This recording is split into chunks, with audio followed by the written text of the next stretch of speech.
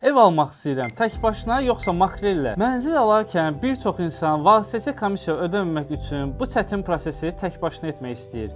İlk baxışdan qənaət kimi görünən bu seçim əslində hansı risklərə səbəb ola bilər? Gəlin müqayisə edək. Əgər tək başına ev axtarsanız, 1. Vaxt itkisi yaşayacaqsınız. Doğru mənzili tapmaq üçün saxta, təkrarlanan, vaxtı keçmiş elanlar arasında çaşıb qalacaqsınız. 2. Aldadılma riski ilə üz-üzə qala bilərsiniz.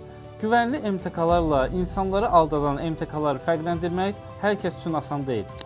3. Sənədləşmə prosesində hüquqi tələlərə düşə bilərsiniz.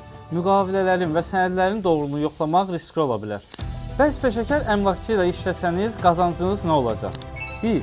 Zamanınız sizə qalacaq. Bakı və Abşeron əmlak bazarı çox böyükdür. Peşəkar əmlakçı elə ilkin mərhələdə sizə uyğun olmayan variantları ələyəcək və sizi boş yerə gəzdirməyəcək. 2. Təhlükəsizlik təmin olunacaq. Bütün sənədləşmə işləri alqı-satqının əvvəlindən sonuna qədər tam qanuni şəkildə həyata keçiriləcək.